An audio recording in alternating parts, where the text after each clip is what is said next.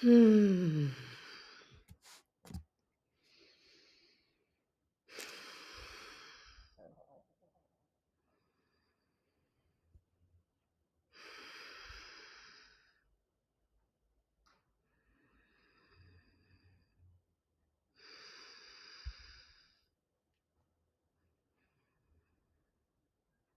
Hmm.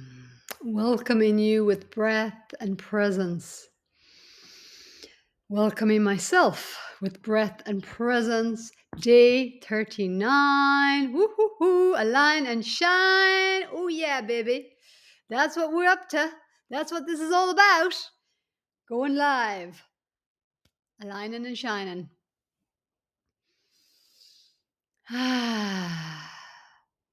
Intention. Focus. Saying yes. Being here now.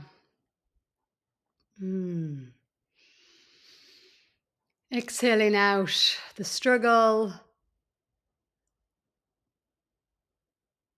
the conflict, the yes and the no, the push and the pull.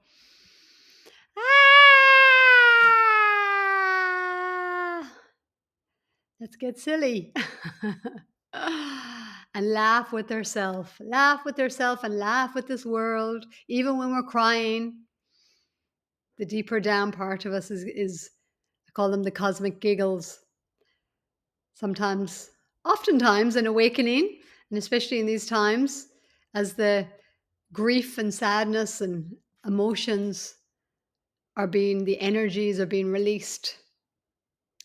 The body is crying, the tear ducts are clearing away the old waters of the body, the memories within the waters. So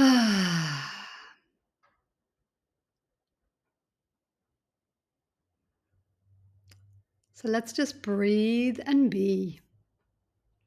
Breathe and be and receive.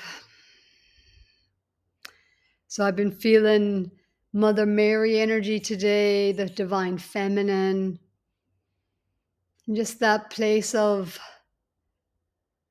gentleness and softness and compassion for the human journey. The human journey, as Joseph Campbell describes it, as the hero's journey.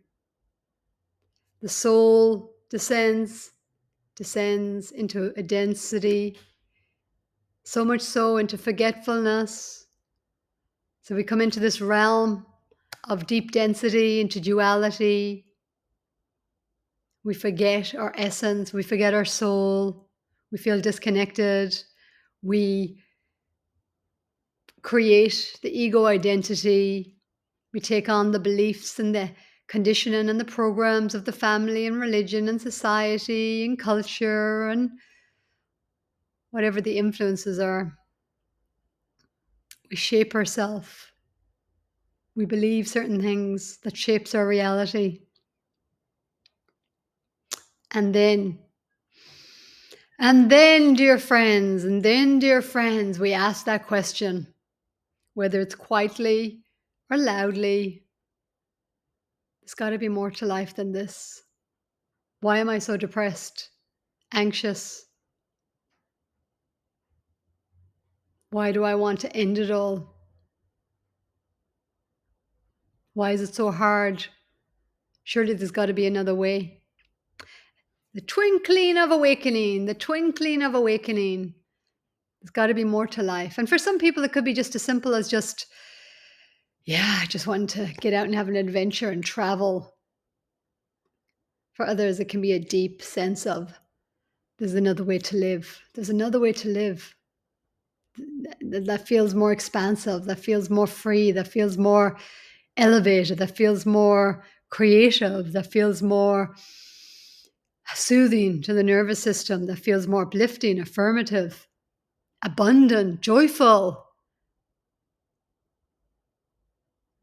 not so harsh, not so hateful, unloving, unkind. another way to live that creates wellness, not sickness.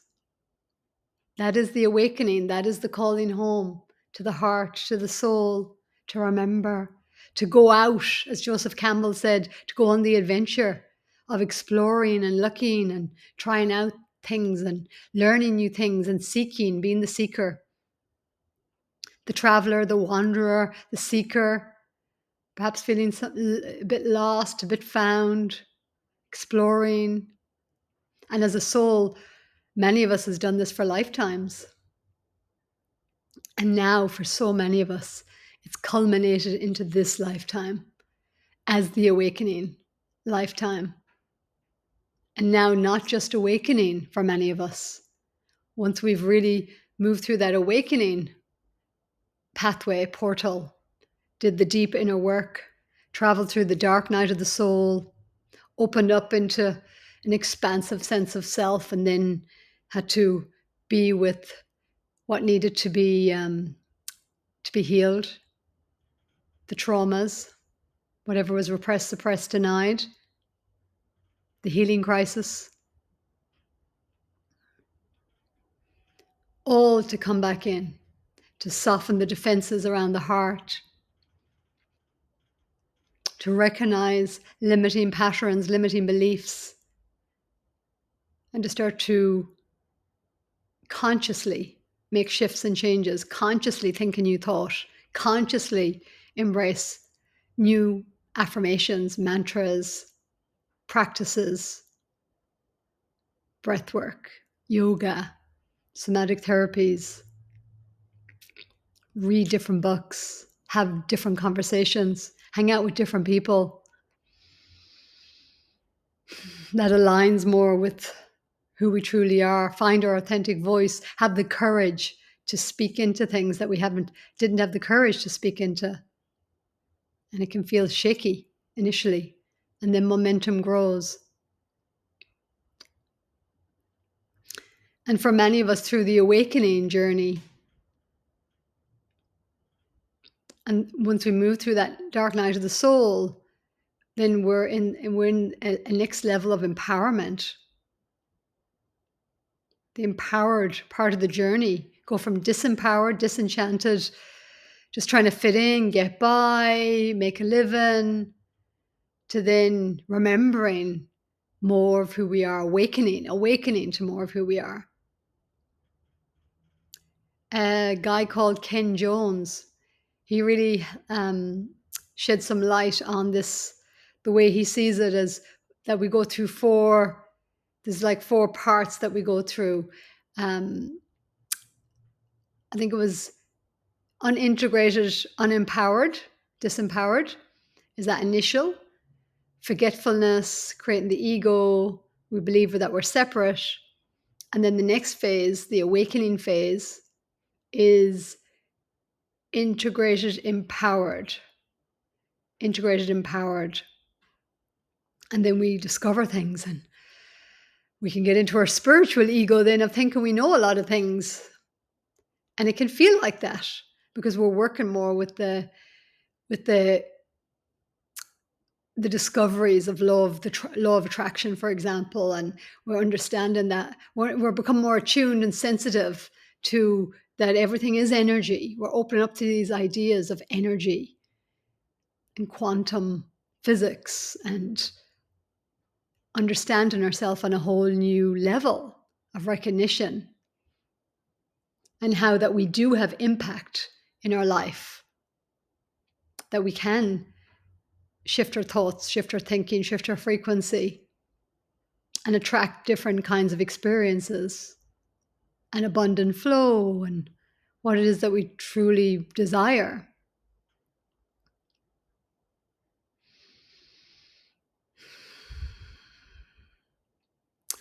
And then the next phase, unintegrated wholeness, which is the phase I resonate with. And it was so friggin' confusing because when I was in the previous phase, I did feel like I had discovered some really good stuff, and I did. I had great tools. I ran a retreat. I was, the guide for so many others. and supporting so many others with my modalities and offerings and trainings, and it was so good. Felt like, yeah, I had the codes, I had the tools. I call them the wellness toolkit, and they're still amazing. And then all of a sudden, they stopped working for me in the same way. And so then that's the next phase, to from unintegrated wholeness to recognize this deeper calling from awakening into remembering wholeness, that truly there's nothing to do, that it's, yeah, it's releasing the one who thinks it has to do anything. And it's so interesting because it's actually even releasing the one who thinks it knows anything. And over the last, oh my golly, over the last year and a half, especially, or 2 years, whoa, talk about humbling. Such a humbling journey. There has been times where I've literally been kind of energetically on the floor of going, I don't know anything. I don't know anything. This human personality ego who thought it knew stuff and thought it knew how to navigate life and had figured a few things out and did pretty well and had some success there, and with how I was how I was really playing with energy and frequency and practicing my gratitude, practicing the tools, which are all brilliant, by the way. Keep doing it. However, the next phase was to show me, as I've spoken about in videos, of still the places within me that I didn't have fully integrated my wholeness.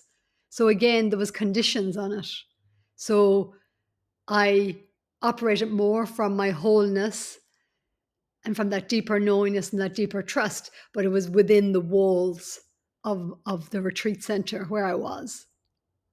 And outside of that, I realized that, I didn't, my nervous system, my belief systems didn't feel trusting of the wholeness and the holiness of my humanity, and to truly trust my own energy. I trusted it in this certain location that was my retreat center, and for people that came to stay there and came through the website and paid their thousands of dollars or whatever it was, hundreds, thousands, depending on what they were booking in. So there was an exchange. And it's beautiful. Don't get me wrong. It's beautiful. So beautiful. However, my soul was right. Yeah, there's a next level. There's another level. There's another level to your liberation. There's another level to what true wholeness actually feels like. Where you really can fully recognize that wherever you go, there you are in the world, no matter what's going on. It's really self-mastery, actually. It's that self-mastery that, even in the midst of chaos, when somebody really knows who they are and they hold that resonant frequency, they can walk through a war zone. Not sure I'm ready to do that quite yet. Maybe I am. Maybe I just don't prefer. However, the masters that, they could walk through a war zone and things would just, energetically, their energy was so anchored, so embodied. The ascended masters, Saint Germain, who was in the, I think, 16th century, 17th century. He was part of the influence behind creating the Declaration of Independence in America.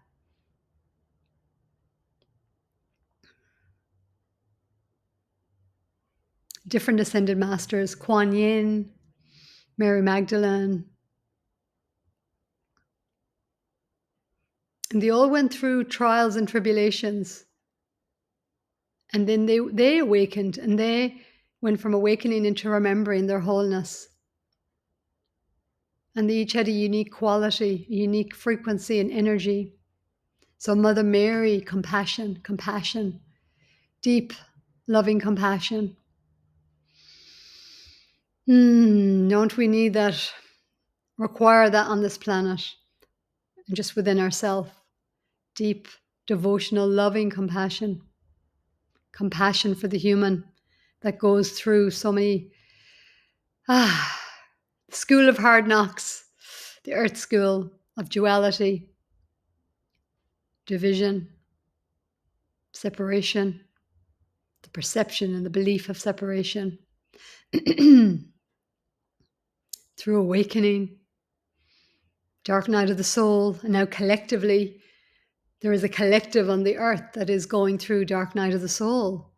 And yeah, it's can be pretty intense, pretty full on, because it is about facing our darkness. It's about facing what's unhealed, the shadow, seeing the shadows, seeing the limitations, seeing the parts that require healing, the toxicity, the toxic patterns, the toxic beliefs. And then we move through that awakening journey, which also talk about the 4D bridge between 3D duality, fifth density or fifth dimensional unity consciousness. And unity consciousness is about remembering the wholeness. That 4D bridge really is awakening into remembering. The lower 4D, the first part is awakening, and the last part is into remembering your wholeness. Wholeness, there is no separation. The unified field, I am the unified field within. I am the unified field without. So when we walk on the earth, we recognize there is no separation, that everything out there is a reflection of what's going on in here, energetically, frequentially.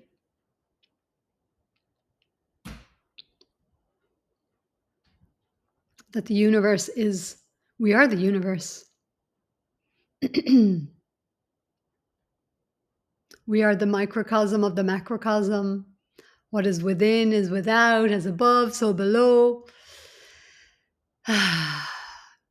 Yeah.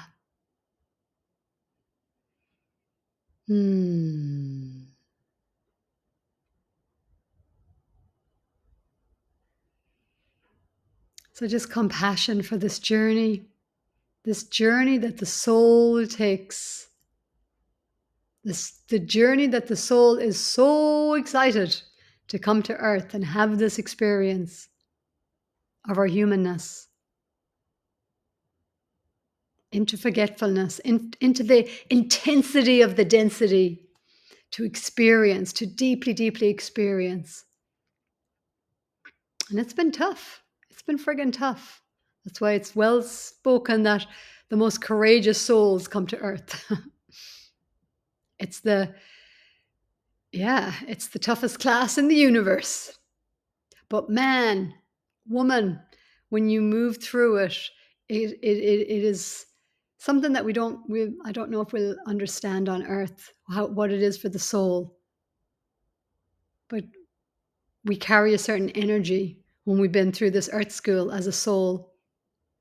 Wherever we go, through other dimensions and expressions, there's such a specialness to who we truly are on this planet.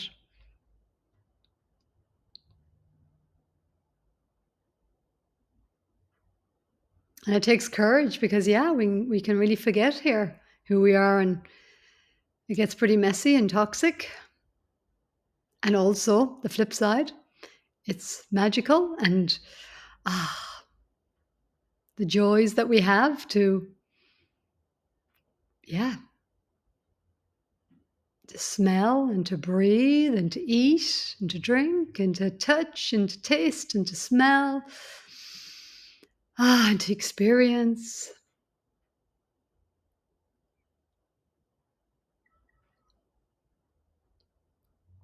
The sweetness of remembering, and honoring with compassion the grief the grief that cracks us open again, the grief, the sadness. Don't get stuck in your sadness. Don't get stuck. Know that whatever is going on for you is happening for you. And energy has to be honored. Give it expression. Give it some kind of permission to be present with you, and if you can give it expression. What keeps us stuck is resistance. Resistance to expression, resistance to movement, resistance to acceptance, resistance to allowing what is. And we're in the conflict with life, with ourself, with our heart, with our soul. So that's why whatever can soften, reharmonize, so that the energies aren't pushing and pulling within us. That's what creates the tension and the ailments.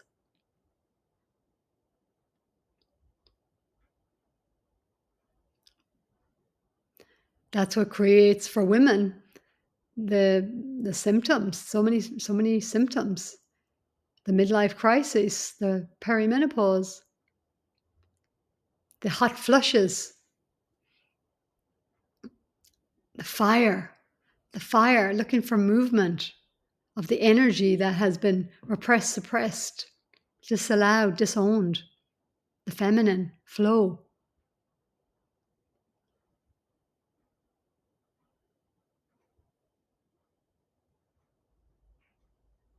So as we awaken into remembering, truly, everything is looking to reharmonize and to flow again, so that we can reconnect and re-remember, come out of the forgetfulness.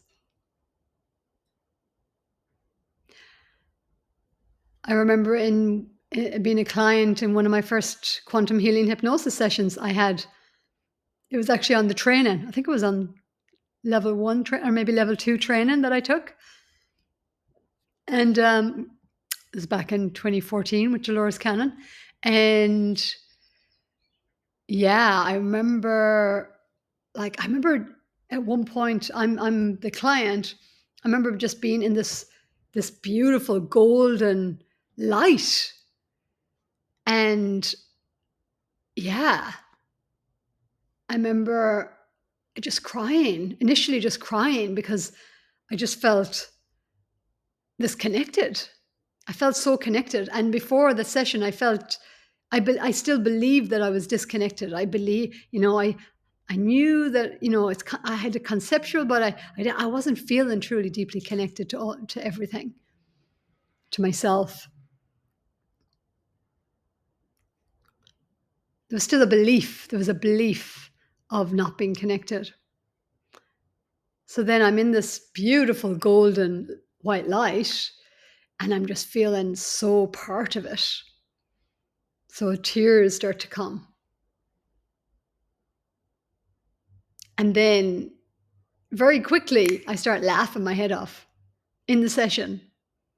So much so the two ladies that were facilitating the session, supporting one another, because remember, we were just training, they start laughing. And the laughter, why I was laughing, because it seems so ridiculous that I ever believed that I was separate. It's like I got the joke. I finally got the joke. And that's what I mean. The body is crying, the human, the ego, the parts of us that were held in separation. Those tears are cleansing away the walls of separation, the perceptions of separation, the toxicity of separation. So hold your tears sacred, dear heart. Hold your tears sacred. Bless your tears. Allow your emotions. Release the judgment. Release the judgment. Be more gentle. Be more kind with yourself.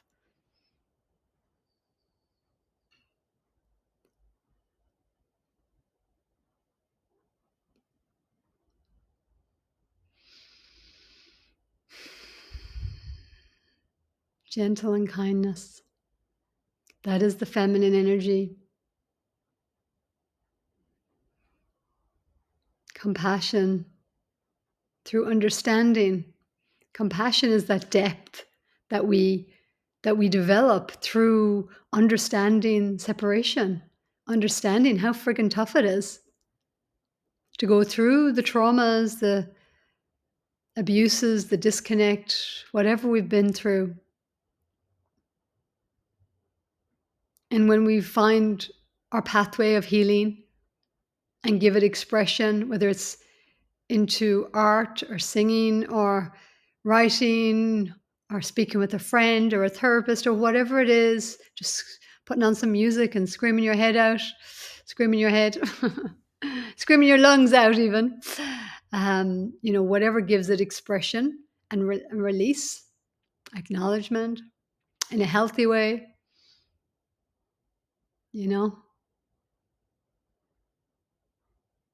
and then we release from identifying through that lens. That experience becomes completed for the soul, and then it becomes wisdom. It becomes compassion.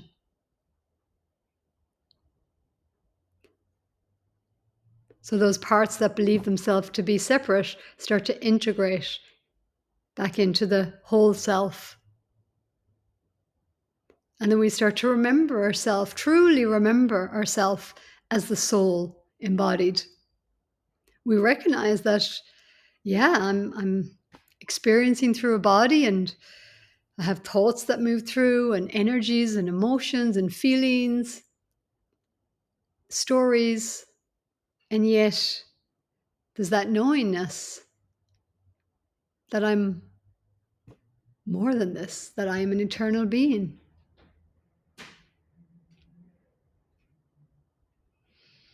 And the more we remember, the less fearful we are. Because fear is actually, fear is the game of separation. Fear is what keeps us in separation. And that's why walking through our fears is also part of the key to, to busting the illusion, actually. Busting the illusion that there was ever anything to fear, only what we imagined. So it can take courage, of course. But if we don't walk through our fears, then they own us. And once we walk through our fears, we own them. They don't own us. And the fears don't have any power anymore. So with that, that's why they say life begins at the end of your comfort zone. And what is at the end of one person's comfort zone compared to another person can be very different.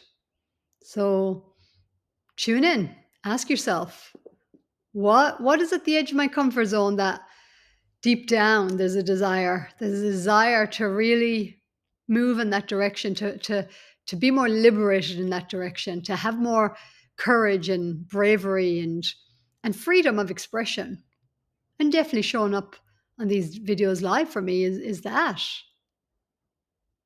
There's been a desire in my heart. There's been a inspiration in my heart for, oh my golly, 10 years probably, or definitely the last 5, probably longer though, 10, maybe even 15, many years, definitely 10, I'd say, to show up on YouTube. I actually do love YouTube. To show up on, and just to create videos and just share. And I've definitely done it here and there. Facebook, I've been doing. I did it on Facebook over the years, but not consistently. I've never done 39 days consistently. So it's amazing. It's amazing. It does. It feels so empowering, so liberating, such a relief actually, because it's like, yeah, again, yeah, it's like, for somebody else, it may be easy just to get on every day and go live.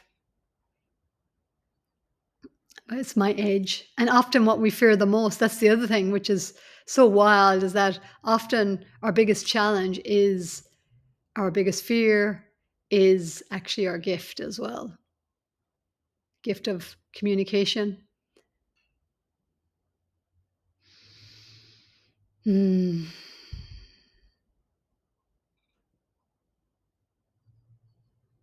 Gift of encouragement.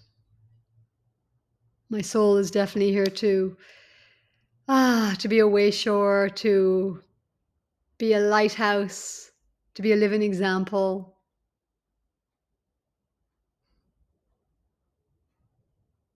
It is so joyful for to see other lights go on, to see other lighthouses light up. And it's so, yeah, it's not so fun to not be lighting up.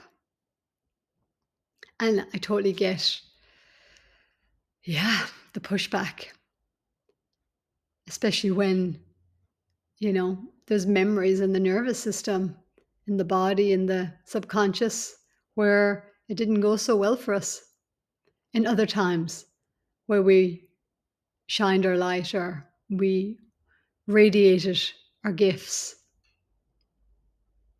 and we stood out of the crowd, perhaps. We spoke up. Hmm. Okay, my loves.